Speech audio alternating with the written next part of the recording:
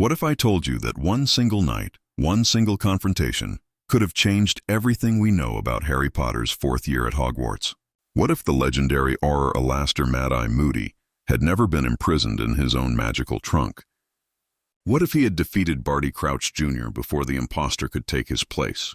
Today, we're diving deep into one of the most fascinating alternate timelines in the Harry Potter universe, exploring how this single change would create a cascade of consequences that would reshape the entire Wizarding War.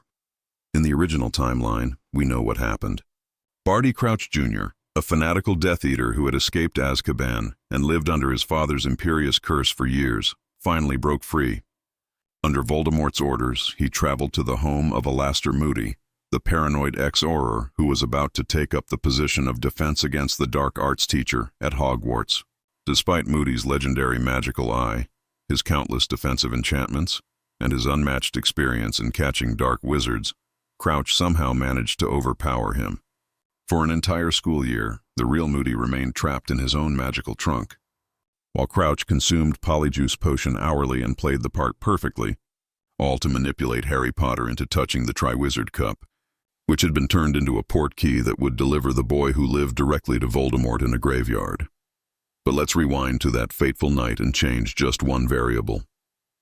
Let's imagine that Moody's paranoia, his constant vigilance, proved just a bit more effective. Perhaps his magical eye caught something in Crouch's approach. Perhaps one of his many defensive curses landed true. Perhaps Moody simply refused to open his door, choosing instead to apparate away and alert the Ministry. However it happens, the result is the same. Barty Crouch Jr. is defeated, captured, and dragged before the authorities. The real Mad-Eye Moody, battered perhaps but victorious, makes his way to Hogwarts to begin his teaching position. And with this single change, everything begins to diverge. The first and most immediate consequence is obvious. Harry Potter's name does not go into the Goblet of Fire. There is no one at Hogwarts working tirelessly to ensure that Harry becomes the 4th champion. There is no one to confund the goblet, to submit Harry's name under a fake school, to manipulate the ancient magical contract that would force Harry to compete. When the Goblet of Fire shoots out its flames on that October evening, only 3 names emerge. Cedric Diggory for Hufflepuff, Fleur Delacour for Beauxbaton, and Victor Krum for Durmstrang. The Great Hall erupts in applause, but there is no shocked silence following.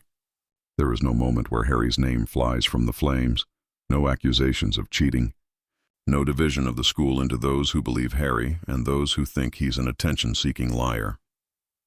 Harry Potter sits at the Gryffindor table, relieved and perhaps slightly disappointed. He watches as the champions are announced, as they're led away to a side chamber, as the feast continues around him. Ron doesn't turn on him with jealous accusations. Hermione doesn't have to defend him against the entire school. The badges reading Potter stinks are never created. Harry's 4th year, instead of becoming a nightmare of unwanted attention and mortal danger, becomes something much closer to normal.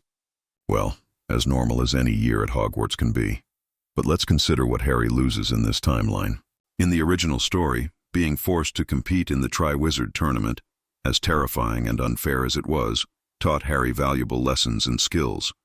He learned to face dragons, to rescue people from underwater dangers, to navigate a maze filled with dark creatures and enchantments. He learned to rely on his friends, to think creatively under pressure, to push past his limits. The tournament, despite being a trap, made him stronger. In this timeline, without that crucible, Harry remains a talented student, but perhaps not quite the wizard he would have become. He doesn't have those experiences to draw on. He doesn't develop the same level of confidence in his abilities under extreme pressure. More significantly, Harry doesn't learn about the unforgivable curses in the same visceral way. In the original timeline, the fake Moody's first defense against the dark arts lesson was shocking and educational in equal measure. He demonstrated all 3 unforgivable curses on spiders in front of the class, showing the students exactly what they might face from Death Eaters. He even cast the Imperious Curse on students to teach them how to resist it. It was brutal, arguably inappropriate, but undeniably effective. The real Moody, however, might take a different approach. He's paranoid and gruff, certainly, but he's also a by-the-book Auror who served the Ministry for decades. Would he really cast illegal curses in a classroom, even for educational purposes? It's possible, given his belief in practical education. But it's also possible he'd be more restrained, more cautious about what he exposed students to. Now let's talk about Cedric Diggory. In the original timeline, Cedric's death in the graveyard was the first real casualty of Voldemort's return, the moment when the series truly showed us that anyone could die. It was Harry's first real experience with death of someone he knew personally, happening right in front of him. It traumatized Harry, gave him survivor's guilt, and made him understand the stakes of the war to come. But in this timeline, Cedric lives. He competes in the Triwizard Tournament, perhaps even wins it, and graduates from Hogwarts to pursue whatever career awaited him. His father doesn't become a broken shell of a man, consumed by grief and conspiracy theories. Cedric simply lives, falls in love, builds a career, maybe joins the Reformed Order of the Phoenix when war comes again. But the most crucial consequence of Moody's victory over Crouch is this. Voldemort does not return to power in June of 1995. The elaborate plan that required a full year of preparation, that depended on Harry touching a specific port key at a specific time, that culminated in the graveyard resurrection ritual using Harry's blood, none of it happens. Voldemort remains weak, remains dependent on temporary host bodies or rudimentary forms created through dark magic, remains unable to touch Harry due to the blood protection from his mother's sacrifice. This might seem like an absolute victory for the forces of good, but the situation is more complex than it first appears. Yes, Voldemort remains weak, but he's still out there, still planning, still gathering followers. And now he knows that his original plan has failed, that Barty Crouch Jr. has been captured, that he needs a new approach. Voldemort is nothing if not adaptable. He spent 13 years as barely more than a spirit, clinging to life through Horcruxes and determination. He's patient, he's cunning, and now he's angry. The question becomes, what does he try next? One possibility is that Voldemort attempts to use a different person's blood for the resurrection ritual.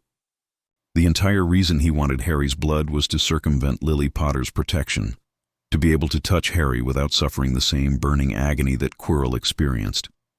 But if Harry is inaccessible, perhaps any enemy's blood would suffice for a basic resurrection, even if it doesn't carry the same advantages. Wormtail could search for another suitable victim, someone with powerful magical blood, someone easier to capture than Harry Potter at Hogwarts.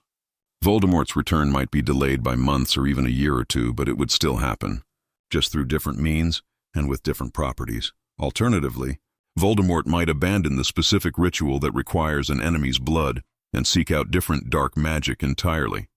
The Harry Potter universe is filled with forbidden knowledge, ancient magic, dark rituals that even Voldemort hasn't explored. With his original plan thwarted, he might delve deeper into obscure texts, might make pacts with darker entities, might attempt rituals that even he previously considered too dangerous or unpredictable. This could result in Voldemort returning in a different form entirely, perhaps even more powerful in some ways, or perhaps with unexpected weaknesses that wouldn't have existed with the original ritual. He might emerge with abilities beyond what he possessed before, or he might find himself constrained by the limitations of whatever dark bargain he had to make. There's also the possibility that Voldemort decides to take a completely different strategic approach. Instead of focusing on resurrection through complex rituals, he might decide to operate through proxies and possession more extensively. We know from the first book that he could possess Quirrell, though it was painful and temporary. What if he refined this technique? What if he found multiple hosts, jumping between bodies using different people as vessels while he slowly rebuilt his power through other means? This would make him incredibly difficult to track and fight. You couldn't kill Voldemort by killing his host because he'd just moved to another. The Ministry and the Order would be fighting a ghost, an entity that could be anyone at any time. Now let's consider the political implications in much greater detail, because this is where the butterfly effect becomes truly complex. In the original timeline, when Harry returned from the graveyard claiming that Voldemort had returned, the Ministry of Magic, led by Cornelius Fudge, refused to believe it. They launched a year-long smear campaign against Harry and Dumbledore, calling them liars and attention-seekers, denying the obvious truth because accepting it would mean admitting their own failures and facing terrifying realities. The Ministry's denial allowed Voldemort to operate in secret for a full year, recruiting followers and building strength while the government insisted everything was fine. But in this timeline, the situation is dramatically different. Barty Crouch Jr. has been captured. He's dragged before the Ministry, probably before the full Wizengamot. And here's where things get politically fascinating. Barty Crouch Jr. is not just any Death Eater. He's the son of Barty Crouch Sr., who was head of the Department of Magical Law Enforcement during the First War and was known for his ruthless tactics against Death Eaters. Crouch Sr. was once considered a shoo-in for Minister of Magic before his son's trial, and supposed death destroyed his political career. The revelation that his son is not only alive but actively working for Voldemort would be a scandal of unprecedented magnitude. Let's think about what happens during Crouch Jr.'s interrogation. The Ministry would almost certainly use Veritaserum to question him. Under the Truth Serum, Crouch would have to reveal everything. He'd tell them that his mother used Polyjuice Potion to take his place in Azkaban, dying there while he was smuggled out. He'd reveal that his father kept him imprisoned under the Imperious Curse for years, that he only broke free with Voldemort's help. He'd describe Voldemort's current state, his plans, his goals. He'd name other Death Eaters who might still be loyal to the Dark Lord. He'd explain the entire plot to infiltrate Hogwarts and capture Harry Potter. This testimony would be explosive. First, it proves definitively that Voldemort is still active in organizing followers, even if he hasn't fully returned to power. Even Cornelius Fudge, with all his capacity for denial, would have a hard time dismissing a Death Eater's confession under Veritaserum. Second, it implicates Barty Crouch Sr. in helping a Death Eater escape from Azkaban. Even if Crouch Sr. kept his son imprisoned afterward, even if he was under the Imperious Curse himself for parts of it, the political damage would be catastrophic. The man who built his reputation on being tough on dark wizards had been harboring one in his own home. But there's a third implication that might be even more significant. It reveals that the security of Azkaban can be breached. If one prisoner could be smuggled out through Polyjuice Potion, what's to stop others from trying the same trick? The Ministry would have to completely overhaul their prison security procedures. They'd have to implement regular identity checks, perhaps using spells that can detect Polyjuice Potion or Transfiguration. They'd have to question whether other prisoners might have been replaced. The entire foundation of magical law enforcement would be shaken. Fudge would be in an impossible position. On one hand, he can't deny the evidence of Crouch's capture and testimony. On the other hand, admitting that Voldemort is returning would create panic and would likely cost Fudge his position as minister. His entire political brand has been built on stability and prosperity, on the idea that the dark times are over and the wizarding world is safe. If he admits that Voldemort is coming back, he's admitting that he failed to keep them safe, that his policies were inadequate. So what does Fudge do? I think he'd try to thread the needle. He'd acknowledge that Death Eaters are active, that there's a threat, but he'd downplay Voldemort's personal involvement. He might claim that Crouch was a lone fanatic, acting on his own interpretation of what Voldemort would have wanted. He might suggest that Voldemort is truly dead and these are just remnants of his movement trying to resurrect his ideology. Fudge would take credit for capturing Crouch, would use it as proof that the Ministry is effectively dealing with any threats, and would resist calls for more aggressive preparation for war. This middle ground approach would satisfy no one.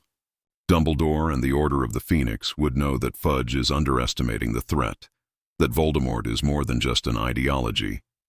They'd push for more aggressive measures, for mobilizing Aurors, for international cooperation, for preparing the wizarding world for war. Meanwhile, Fudge's political enemies would attack him from the other side, accusing him of fear-mongering and using the Crouch incident to grab power. The Daily Prophet would be full of editorials arguing both that Fudge is overreacting and that he's not doing enough. The political chaos would be immense. One person who would definitely not survive this politically is Barty Crouch Sr. His career would be over the moment his son's testimony became public. He'd face criminal charges for helping a Death Eater escape Azkaban. Even if he argued that he was under the Imperious Curse, even if he claimed he was trying to protect his dying wife's last wish, the public would turn on him. He'd become a symbol of corruption and weakness, proof that even the most powerful Ministry officials could be compromised. He might avoid Azkaban himself if he cooperated fully with investigators, but his life as he knew it would be finished. The vacancy left by Crouch Sr.'s fall would create a power struggle within the Ministry. Who becomes the new head of the Department of Magical Law Enforcement? This position is crucial because it controls the Aurors and basically runs the Ministry's response to dark wizards. If Fudge appoints one of his loyalists, someone who will follow his moderate approach and not rock the boat, it could hamstring the Ministry's ability to prepare for Voldemort's return. If someone more aggressive and competent gets the position, someone aligned with Dumbledore's view of the threat, they might start preparing for war despite Fudge's reluctance. This appointment would be one of the most important political battles in the Ministry during this period. Now let's talk about what this means for Dolores Umbridge, because her role in the story changes dramatically. In the original timeline, Fudge sent Umbridge to Hogwarts in Harry's 5th year for 2 reasons. First, he was convinced that Dumbledore was lying about Voldemort's return to undermine Fudge and seize power. Second, he believed Dumbledore was training students as an army to overthrow the Ministry. So Umbridge was installed as Defense Against the Dark Arts teacher, and later as High Inquisitor, with authority to control the school and spy on Dumbledore. But in this alternate timeline, the political situation is different. Fudge can't completely deny the Death Eater threat because of Crouch's capture. He might still distrust Dumbledore, might still see him as a political rival, but the justification for taking over Hogwarts is weaker. If Fudge is publicly acknowledging that there's some level of threat from dark wizards, he can't simultaneously claim that Defense Against the Dark Arts education is unnecessary. The contradiction would be too obvious. So what happens instead? One possibility is that Umbridge never goes to Hogwarts at all. The Ministry might assign a different Defense Against the Dark Arts teacher for Harry's 5th year. Someone competent but loyal to Fudge. Someone who will teach practical defense while also keeping an eye on Dumbledore. This would mean no educational decrees banning student organizations, no sadistic punishments with blood quills, no transformation of Hogwarts into an authoritarian nightmare. Harry's 5th year would be dramatically less traumatic. But here's the interesting question. Without Umbridge as a catalyst, does Dumbledore's army ever form? In the original timeline, the DA was created because Umbridge refused to teach practical defense magic, forcing students to learn theory only. Harry, Hermione, and Ron organized secret meetings where Harry taught defensive spells to anyone who wanted to learn. It was an act of rebellion against an unjust authority, and it prepared dozens of students for the battles to come. These students formed the core of the resistance when Voldemort took over Hogwarts in 7th year. Without Umbridge's incompetence forcing their hand, would the students take the initiative to form the DA? Maybe, maybe not.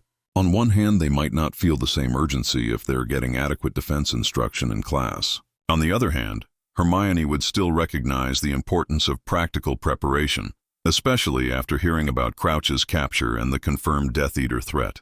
She might convince Harry to teach extracurricular defense lessons anyway, framing it as additional practice rather than as rebellion. The DA might still form, but it would have a different character. It would be more of a study group and less of a resistance cell. The bonds between members might not be quite as strong without the shared experience of defying authority. There's another major consequence for Harry's 5th year that we need to explore: the situation with Sirius Black and the Department of Mysteries. In the original timeline, Voldemort exploited Harry's mental connection to him, planting a false vision of Sirius being tortured to lure Harry to the Ministry. The goal was to force Harry to retrieve the prophecy about him and Voldemort from the Hall of Prophecy, since only people mentioned in a prophecy can remove it from the shelves. Harry fell for the trap, led his friends into danger, and the resulting battle led to Sirius's death when he fell through the veil in the Death Chamber. But in this alternate timeline, the entire sequence of events has to change. For one thing, Voldemort's ability to send Harry visions depends on his power level. If Voldemort hasn't returned to full strength, if he's still in a weakened state, his connection to Harry through the scar might not be strong enough for him to plant convincing false visions. The link would still exist because of the Horcrux fragment in Harry's scar, but Voldemort might not be able to exploit it as effectively. Harry might still experience real visions of what Voldemort is doing, seeing through the Dark Lord's eyes at moments of strong emotion, but Voldemort wouldn't have the same level of control to create elaborate deceptions. Even if Voldemort could create false visions, his motivation might be different. In the original timeline, he was obsessed with hearing the full prophecy, because he only knew the first part, the part that Snape had overheard and reported. He wanted to know if there was more information that could help him understand his connection to Harry and how to overcome it. But the urgency of obtaining the prophecy was tied to Voldemort's return to power, and his plans to move openly against the wizarding world.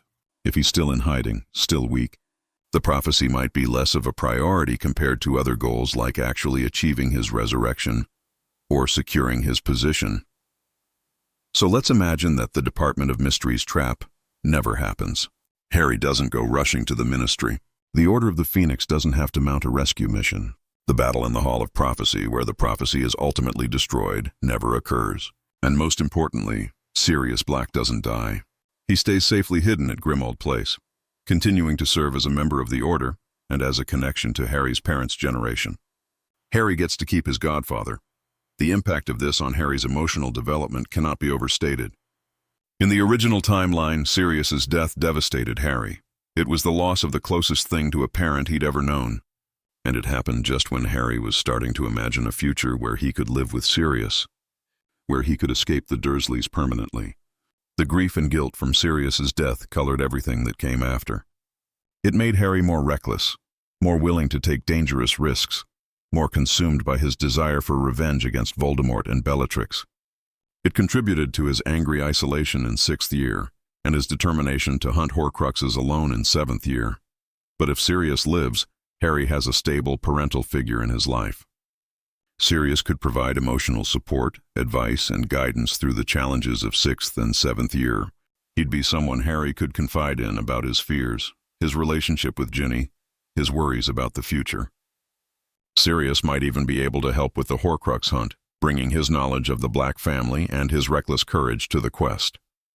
The dynamic between Harry, Ron, and Hermione during the Horcrux hunt would be completely different if Sirius was there with them, providing adult supervision and magical expertise. There's also the possibility that Sirius could eventually be exonerated and freed from his fugitive status. If Barty Crouch Jr.'s testimony under Veritaserum reveals details about the First War, about Death Eaters and their activities, it might include information that clears Sirius. Crouch might confirm that Sirius was never a Death Eater, that Peter Pettigrew was the traitor, that the whole case against Sirius was based on a misunderstanding. With this new evidence, the Ministry would have to reopen the case. Sirius could finally get the trial he was denied after Azkaban, could present Pettigrew as evidence, could be declared innocent. Imagine a timeline where Sirius is cleared, where he can publicly reclaim his position as Harry's godfather, where he can buy a proper home for them. Harry could finally have the family he's always wanted. Now let's dive deep into what Dumbledore would be doing during all this time, because his actions are crucial to how events unfold. In the original timeline, Dumbledore knew about the Horcruxes but didn't tell Harry until 6th year. He made the calculated decision to let Harry be a child for as long as possible before burdening him with the knowledge of what he'd have to do, that he'd have to die to destroy the Horcrux in his scar. Dumbledore spent years researching Voldemort's past, tracking down information about the Horcruxes, and planning how to destroy them. He retrieved the ring from the Gaunt Shack but was cursed by it, giving him only about a year to live. He spent that final year teaching Harry everything he needed to know through the memory lessons, then arranged his own death at Snape's hands to protect Draco Malfoy's soul and to give Snape credibility with Voldemort. But in this alternate timeline, the circumstances are different. Voldemort hasn't returned to full power yet, which means there's less immediate urgency, but also more uncertainty about when he will return. Dumbledore would still know about the Horcruxes. He'd still understand that they need to be destroyed before Voldemort can be killed permanently. But with more time and less pressure, he might approach the task differently. First, let's consider when Dumbledore would start actively hunting Horcruxes in this timeline. In the original story, he didn't begin until after Voldemort's return made the threat immediate. But in this alternate reality, Dumbledore might reason that he has a unique opportunity. Voldemort is weak, scattered, unable to protect his Horcruxes effectively. This is the perfect time to track them down and destroy them. If Dumbledore could eliminate all the Horcruxes while Voldemort is still weak, then when the Dark Lord eventually does return to power, he'd be mortal and vulnerable. It would completely change the strategic situation. So let's imagine Dumbledore begins his Horcrux hunt earlier, perhaps during Harry's 4th or 5th year. He'd start with the information he already has. He knows about the diary, which was already destroyed in the Chamber of Secrets. He knows about the ring, hidden in the ruins of the Gaunt Shack. He'd track down the ring just as he did in the original timeline. But here's where we have to ask a crucial question. Does he still get cursed by it? In the original story, Dumbledore put on the ring without properly checking it for curses first because he was momentarily overcome by emotion. The ring contained the Resurrection Stone, one of the Deathly Hallows, and Dumbledore desperately wanted to use it to speak with his dead sister Ariana, to apologize for his role in her death. That moment of weakness, that very human desire to undo past mistakes, cost him his life. Even with Snape's help containing the curse, it gave him only about a year left to live. Would the same thing happen in this alternate timeline? It's hard to say. On one hand, Dumbledore's guilt over Ariana's death is a fundamental part of his character. It doesn't change just because the timeline is different. If he finds the ring with the Resurrection Stone in it, he'd still feel that overwhelming temptation to put it on, to see his sister again. On the other hand, if the timing is different, if he's not feeling the same intense pressure and urgency that he felt in the original timeline after Voldemort's return, maybe he'd be more careful. Maybe he'd ask Snape to come with him to examine the ring for curses before anyone touches it. Maybe he'd recognize the temptation for what it is and resist it. Let's explore both possibilities. First, imagine Dumbledore does get cursed by the ring, just as in the original timeline. He'd have about a year to live, but the circumstances would be different. Instead of spending that year teaching Harry about Voldemort's past and preparing him for the Horcrux hunt, he might try to destroy as many Horcruxes as possible himself before he dies. He'd be racing against the clock, trying to eliminate as many of Voldemort's anchors to life as he could. He might recruit other members of the Order to help. He might even tell Harry about the Horcruxes earlier, bringing him into the hunt sooner because there's no time to wait. Dumbledore's death would still be planned with Snape, still designed to protect Draco and maintain Snape's cover. But it would happen in a different context, with different things left unfinished. Now imagine the alternative. Dumbledore doesn't get cursed. Maybe he's more careful, maybe Snape is there to stop him, or maybe he finds a way to destroy the ring without putting it on. This changes everything. Dumbledore lives. He continues leading the Order of the Phoenix, continues protecting Hogwarts, continues hunting Horcruxes. With more time and Snape's expertise in potions and dark magic, they might systematically track down and destroy each Horcrux. The locket, which Regulus Black had already stolen and which ended up in Grimmauld Place, could be found and destroyed. The cup in Bellatrix's vault at Gringotts would be harder to access, but with time and planning, maybe they could find a way. The diadem in the Room of Requirement at Hogwarts could be located with thorough searching and help from house elves and ghosts. The real challenge would be Nagini, because Voldemort keeps her close as his final Horcrux after the others are destroyed. She's not just an object hidden in a location. She's a living creature, a companion to Voldemort, protected by his magic. To destroy that Horcrux, someone would have to get close enough to Voldemort himself to kill the snake. That's incredibly dangerous, possibly impossible until the final confrontation. And then there's the most difficult truth of all, the Horcrux in Harry's scar. This is the accidental Horcrux, created when Voldemort's killing curse rebounded, and a fragment of his soul attached itself to baby Harry. Dumbledore would know from his research that this Horcrux exists, that as long as Harry lives, Voldemort cannot truly die. The terrible logic of the situation remains the same regardless of the timeline. For Voldemort to be defeated permanently, Harry has to die. How would Dumbledore handle this knowledge if he has more time? In the original timeline, he kept it secret from Harry until the very end. Until the moment when Harry needed to walk into the forest and let Voldemort kill him. He couldn't bear to tell Harry earlier, couldn't force that burden on a child. But if there's no immediate crisis, if Dumbledore has years instead of months, does he tell Harry sooner? Does he give Harry time to come to terms with his fate, to make peace with it, to prepare himself mentally and emotionally? This is one of the most heart-wrenching questions in this alternate timeline. Imagine Dumbledore sitting down with Harry when he's 16 or 17, explaining that there's a piece of Voldemort's soul in his scar, explaining that it will have to be destroyed, explaining what that means. Harry would have to live with that knowledge for years, knowing that his death is necessary for Voldemort's defeat. How would that change him? Would he become fatalistic, reckless with his own life? Would he push away the people he loves to spare them the pain of his eventual death? Or would he choose to live fully in the time he has left, to experience as much love and joy and friendship as possible before the end? And what about Harry's relationships? If he knows he's going to die, does he still pursue a relationship with Ginny? Does he let himself fall in love? Or does he push her away to protect her from the grief of losing him? Would Ginny accept his choice? Or would she insist on being with him regardless, on making the most of whatever time they have? These are profound questions about how we live in the shadow of death, and they would give this alternate timeline a very different emotional tone. There's another layer to consider here. In the original timeline, Harry survived Voldemort's killing curse in the forest because of a complex magical interaction. Voldemort had used Harry's blood in his resurrection ritual, which meant Lily Potter's protection lived on in Voldemort's own veins. When Voldemort cast the killing curse at Harry, it destroyed the Horcrux in Harry's scar, but didn't kill Harry himself, because Voldemort's own blood kept Harry tethered to life.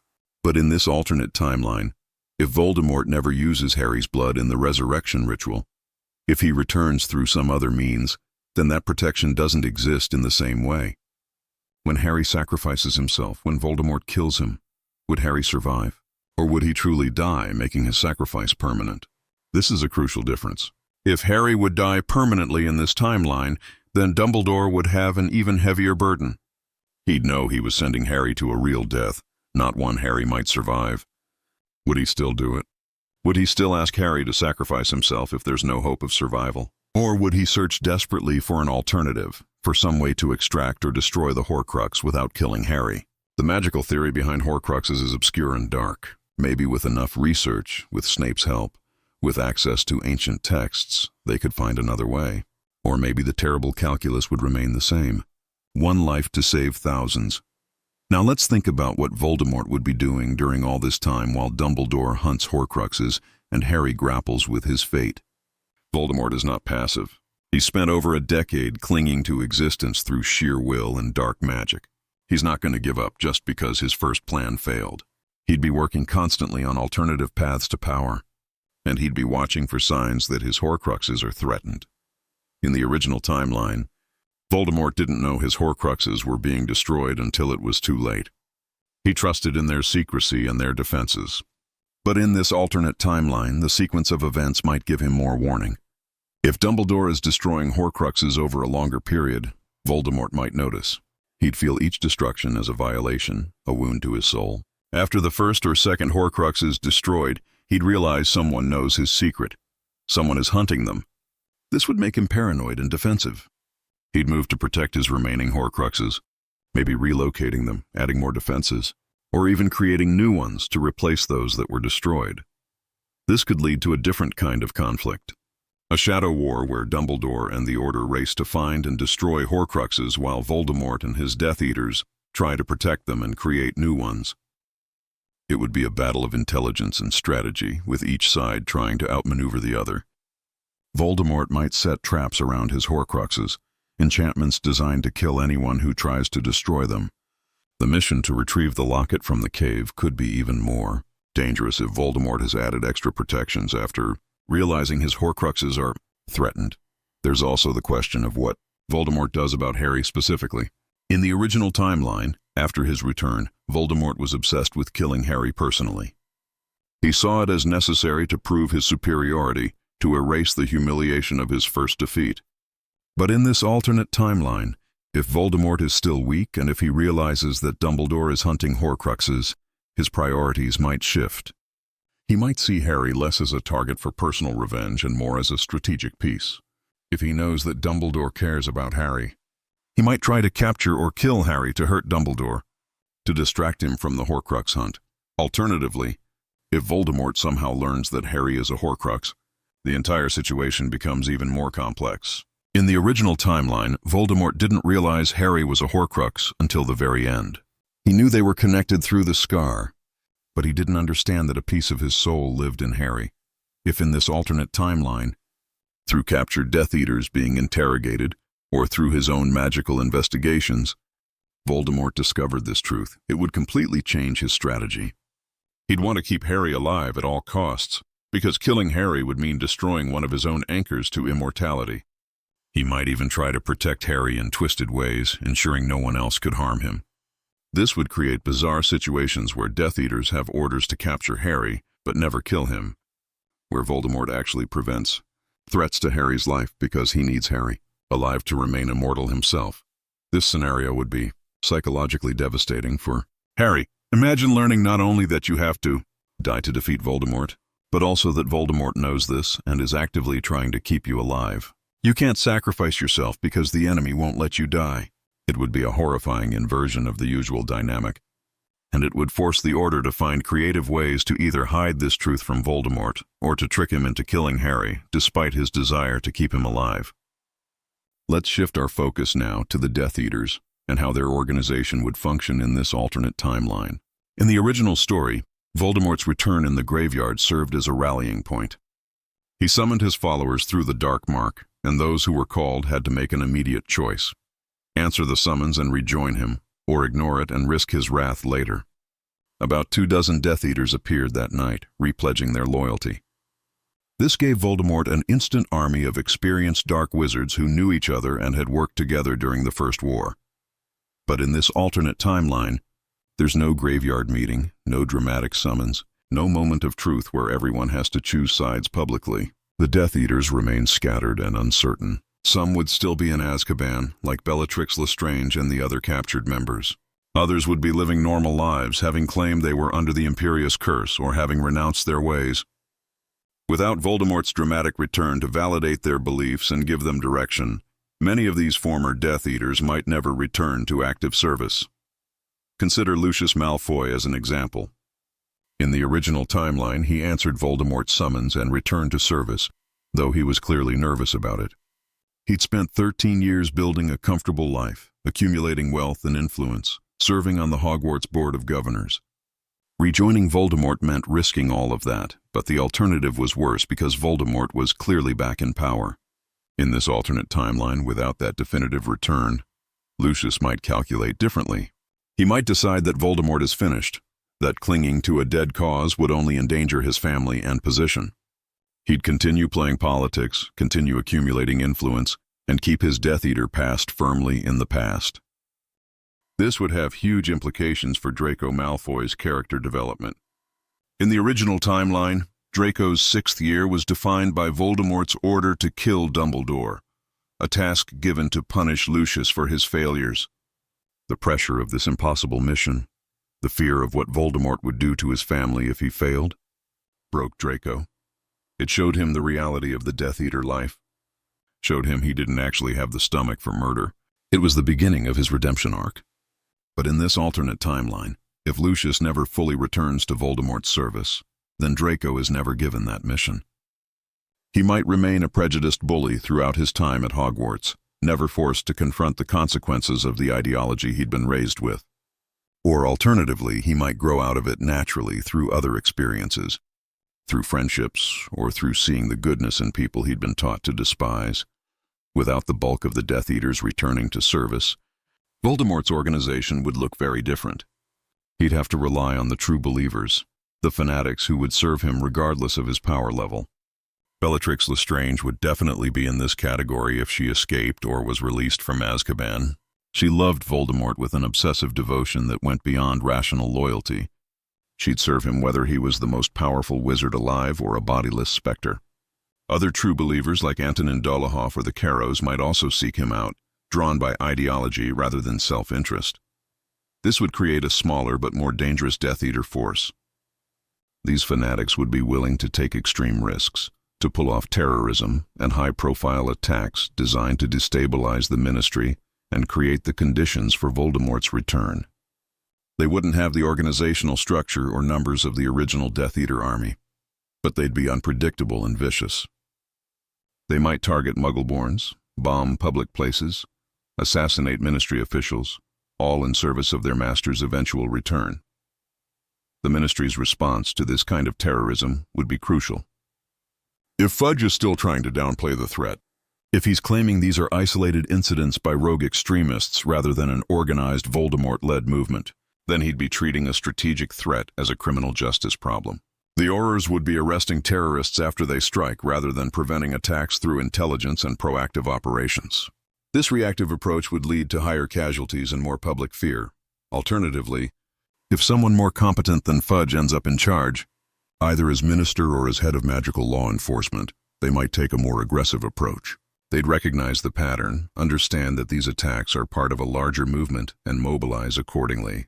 They'd increase Auror recruitment, improve intelligence gathering, maybe even coordinate with international magical governments to track down Death Eaters who fled abroad.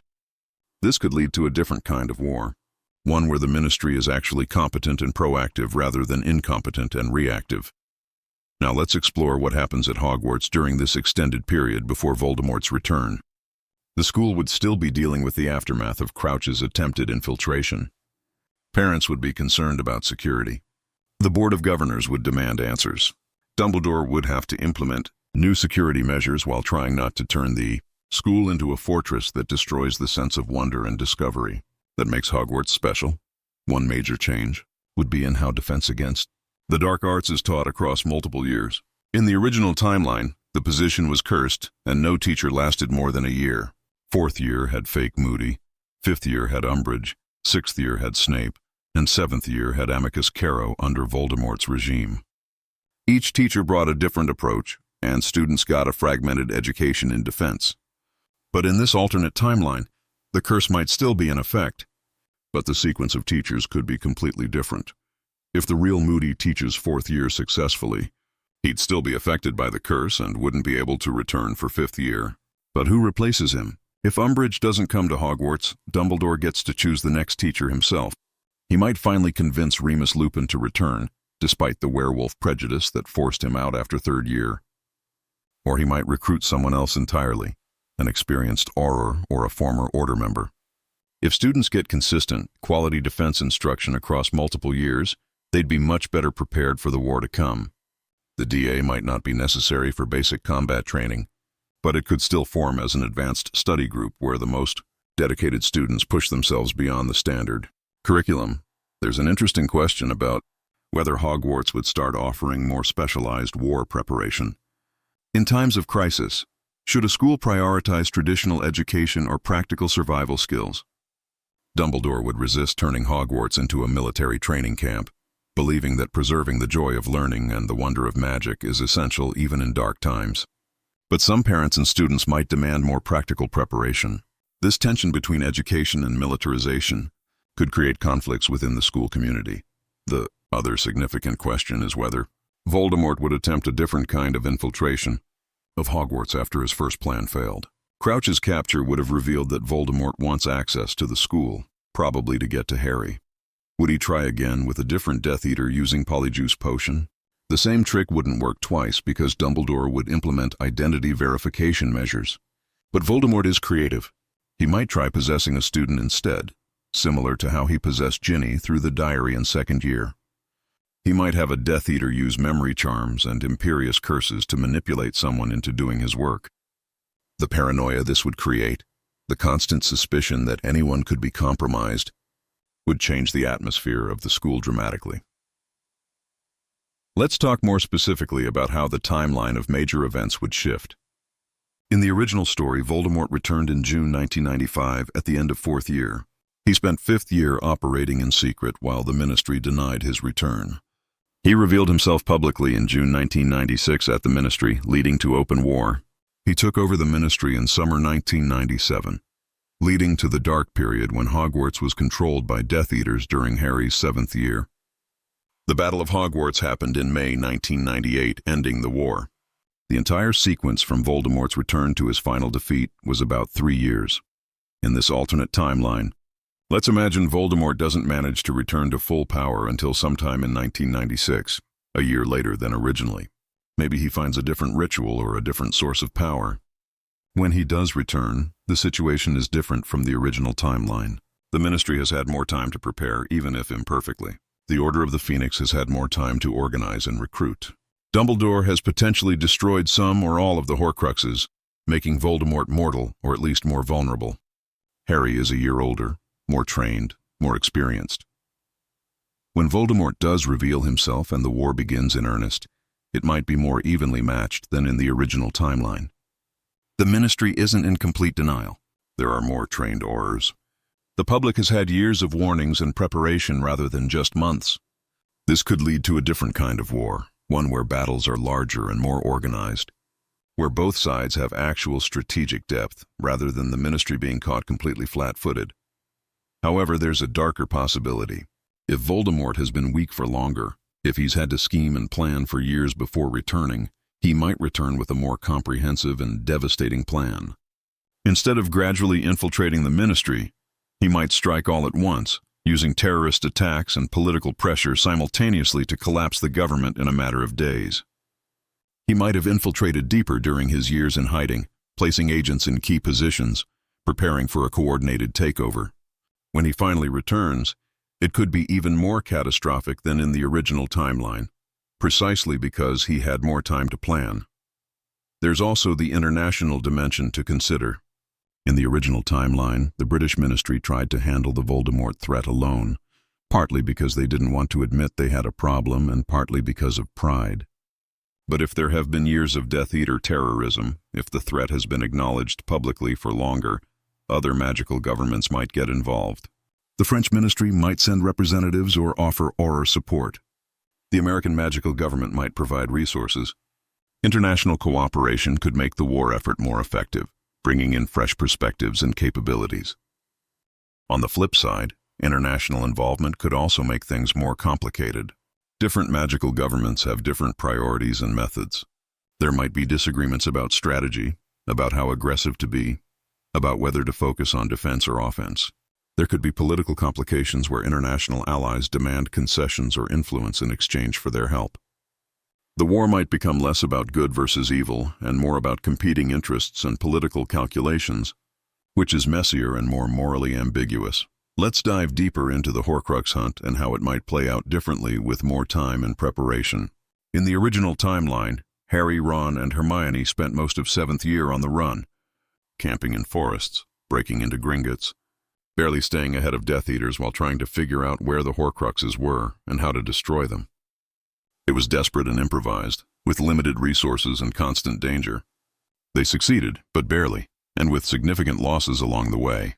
In this alternate timeline, with more warning and preparation time, the Horcrux hunt could be more systematic.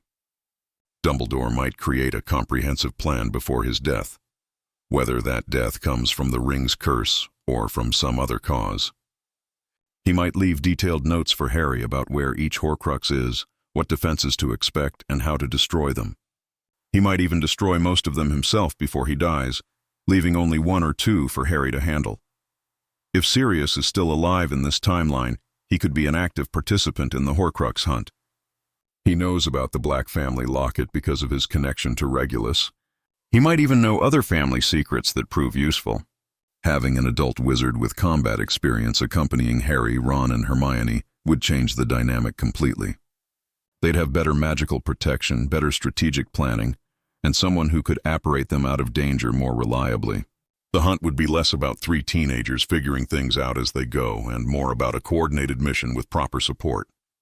The Sword of Gryffindor, which can destroy Horcruxes after being imbued with basilisk venom, would still be crucial, but in this timeline, they might have more time to study it, to understand its properties, to prepare multiple weapons that could destroy Horcruxes. Hermione might research alternative destruction methods. They might raid the Chamber of Secrets for more basilisk fangs. They might even try to create their own weapons imbued with substance capable of destroying dark magic. The specific missions to retrieve each Horcrux could play out very differently. The locket in the cave required Dumbledore and Harry to work together, with Dumbledore drinking the terrible potion that nearly killed him. If that mission happens earlier in the timeline, with Dumbledore healthier and with more preparation time, they might find a way around the potion defense. Maybe they bring Snape to brew an antidote. Maybe they find a way to destroy the stone basin and access the locket without triggering all the defenses. Maybe they bring more Order members to help fight the Inferi in the lake. The cup in Bellatrix's vault at Gringotts was one of the most dangerous retrievals because it required breaking into the most secure bank in the wizarding world. In the original timeline, Harry, Ron, and Hermione used Polyjuice Potion to impersonate Bellatrix and her associates, broke in during a heist that destroyed their relationship with the goblins, and barely escaped on a dragon. But with more time and resources, there might be better approaches. Maybe they could recruit a goblin ally who's disgusted by Voldemort and willing to help. Maybe Bill Weasley's connections to Gringotts could provide an inside angle. Maybe they could find a legal pretext to access the vault through ministry authorization. The diadem in the Room of Requirement at Hogwarts should actually be easier to find with more time. Harry discovered it by accident in the original timeline when he was hiding his potions book. But if they're actively searching for it, if they know it's somewhere in the castle, they could ask the house elves for help.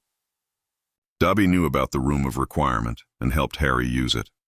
The house elves might know about the diadem's location, or they could ask the Hogwarts ghosts. The Grey Lady, Helena Ravenclaw's ghost, knew where the diadem was hidden and eventually told Harry in the original timeline. If they approached her earlier with more tact and more time to gain her trust, she might reveal the location sooner. Nagini remains the most difficult Horcrux because she's with Voldemort constantly, protected by his magic and by Death Eaters. She can't be destroyed until the final battle, until someone can get close enough to Voldemort to kill the snake. This probably doesn't change much between timelines. Nagini would be the last Horcrux destroyed, killed during the climactic confrontation, probably still by Neville Longbottom with the Sword of Gryffindor in a moment of unexpected heroism. And then there's Harry himself, the accidental Horcrux, which brings us back to the most tragic element of the entire story. No matter how the timeline changes, this truth remains. Harry has to die for Voldemort to be defeated. The question is whether Harry survives that death. In the original timeline, he survived because Voldemort's use of Harry's blood in the resurrection ritual created a magical tether that kept Harry alive. But if Voldemort never used Harry's blood, if he resurrected through other means, that protection doesn't exist. This creates a heartbreaking scenario where Harry might have to accept a real, permanent death. When he walks into the forest to let Voldemort kill him, there might be no coming back. Dumbledore wouldn't be able to promise him survival, only that his sacrifice would matter, that it would make Voldemort mortal and allow others to finish the fight. Harry would have to find the courage to die not for the chance of survival, but purely for the sake of others, knowing he'd never see the world he was saving. Imagine Harry's final moments in this scenario. He'd say goodbye to his friends without telling them what he's about to do. He'd watch Ginny from a distance, memorizing her face, knowing he'll never see her again. He'd think about his parents, about Sirius, about Dumbledore, about all the people who've loved him and whom he's loved. He'd use the Resurrection Stone to see his parents' shades one last time, to draw strength from them. And then he'd walk into the clearing where Voldemort waits, would face the killing curse, and would die knowing that his death had meaning and purpose. The aftermath of Harry's death would devastate his friends and loved ones. Ron and Hermione would be shattered. Ginny would be inconsolable. The entire Order of the Phoenix would mourn. But they'd also have to continue fighting, because Harry's sacrifice would have made Voldemort mortal, vulnerable. The final battle would be fought by everyone else, by Neville and Luna and the DA members, by the professors and the Order members, by everyone who loved Harry and wanted to honor his sacrifice. They'd have to kill Voldemort themselves to finish what Harry started, to make sure his death wasn't in vain. Neville would probably step up to kill Nagini, destroying the last Horcrux. Then someone else would have to kill Voldemort. Maybe it would be Ron or Hermione, using Harry's wand that they'd retrieved from his body. Maybe it would be a combination effort, multiple people casting spells simultaneously to bring down the Dark Lord. Maybe it would be Molly Weasley again, protecting her children with the same fierce maternal love that has been the most powerful magic in this entire story. The victory would be bittersweet. Voldemort would be defeated, the war would be over, but Harry would be gone. The wizarding world would celebrate their freedom while mourning their savior. There would be statues and memorials, but Harry wouldn't be there to see them. His friends would go on to live the lives he helped make possible, would name their children after him, would tell stories about his courage and kindness. But the cost of victory would be real and permanent in a way that's even more tragic than the original story. Of course, there's an alternative possibility we should explore. Magic in the Harry Potter universe is complex and mysterious, driven as much by love and sacrifice as by wand movements and incantations. Harry's sacrifice, giving his life willingly to protect others, would create powerful protective magic, similar to what his mother did for him. In the original timeline, this protection meant that Voldemort couldn't harm the defenders of Hogwarts after Harry's sacrifice. But what if it could do more? What if the ancient magic of willing sacrifice could somehow bring Harry back even without the blood protection tether? There's precedent for this kind of miraculous return. Fawkes the Phoenix brought Harry back from death in the Chamber of Secrets. The Resurrection Stone can call back shades of the dead. The veil in the Department of Mysteries connects life and death in mysterious ways.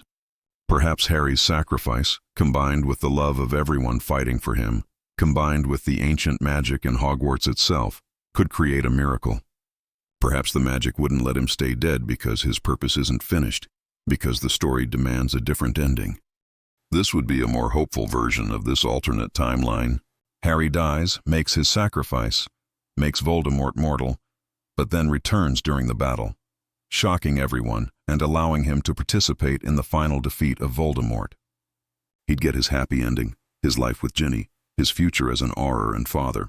It would validate the theme that love is the most powerful magic, that goodness triumphs not just strategically but cosmically.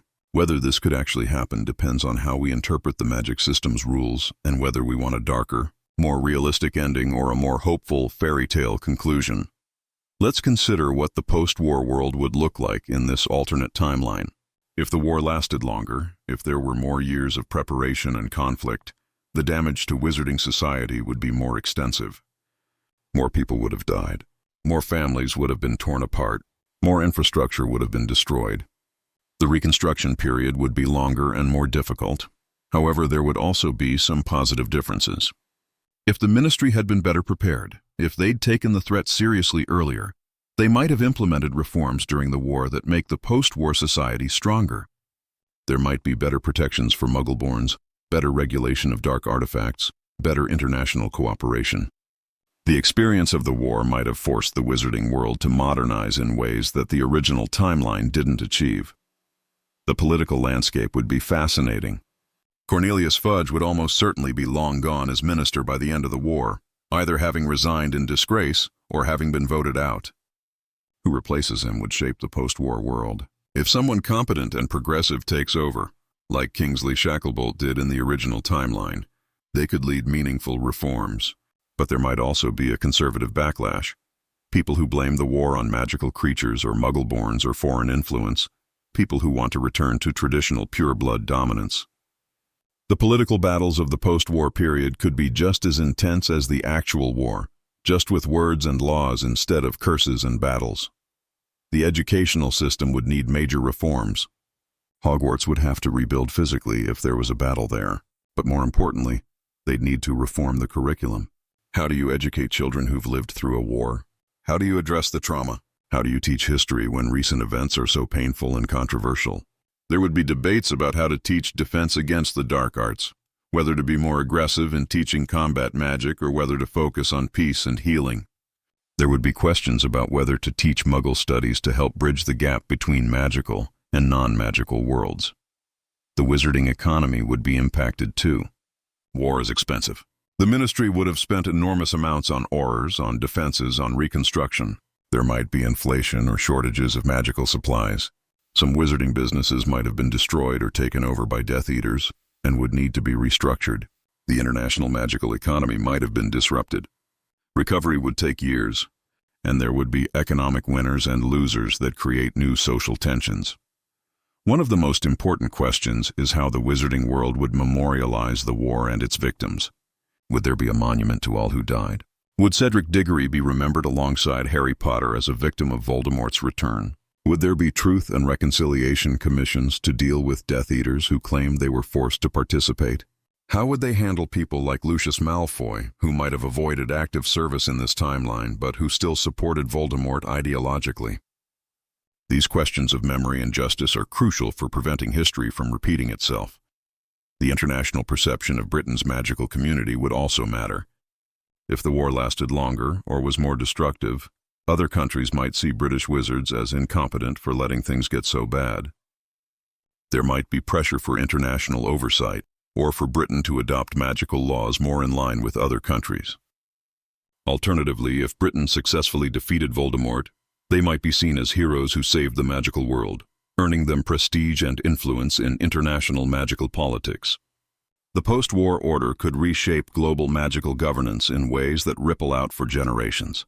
Now, let's think about the personal futures of the main characters if they all survive this alternate timeline. Harry, Having defeated Voldemort and potentially having been spared the trauma of competing in the Triwizard Tournament and seeing Cedric die might be psychologically healthier. He'd still have his childhood trauma from the Dursleys and the stress of the war, but without some of the worst moments from the original timeline, he might be better adjusted. He could still become an Auror, as he wanted, and could marry Ginny and have children. But the details of their relationship might be different, shaped by different shared experiences. Ron and Hermione would likely still end up together, though the path might be different without the intensity of the Horcrux hunt as just the three of them. They might have gotten together earlier, during school, or they might have taken longer without those life-or-death moments forcing them to confront their feelings.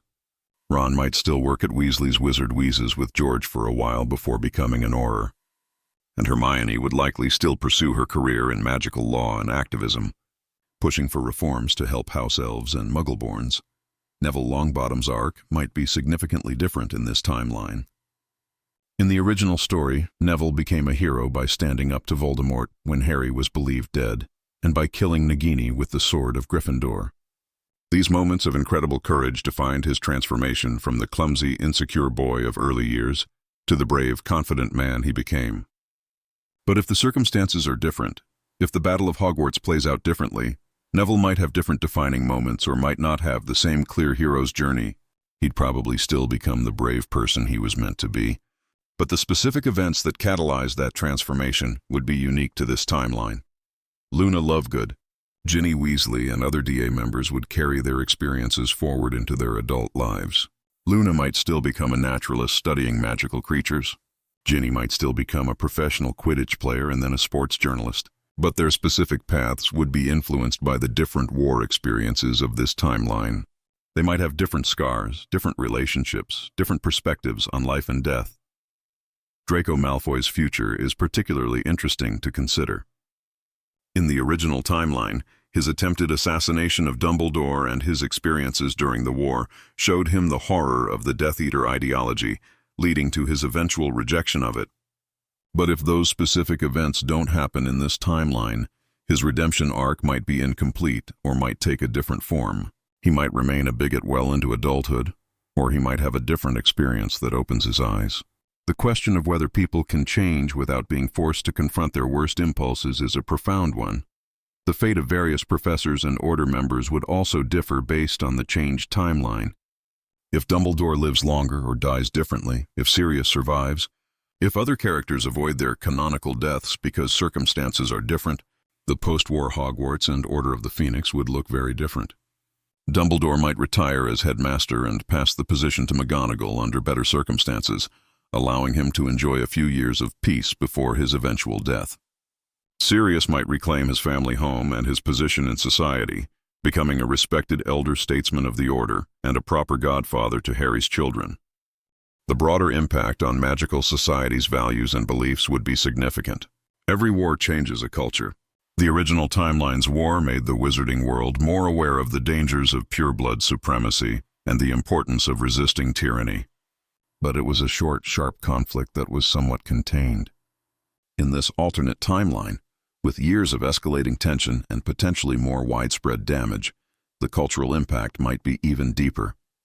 There might be a generation that grows up with the war as a defining experience, shaped by it in ways that affect magical society for decades. Let's explore one more angle: the role of prophecy and fate in all of this.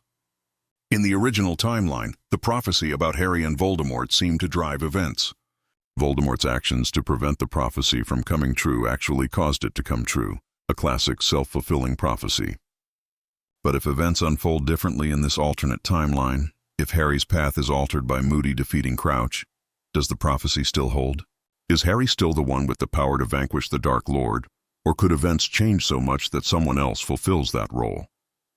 This gets into deep questions about free will versus determinism in the Harry Potter universe.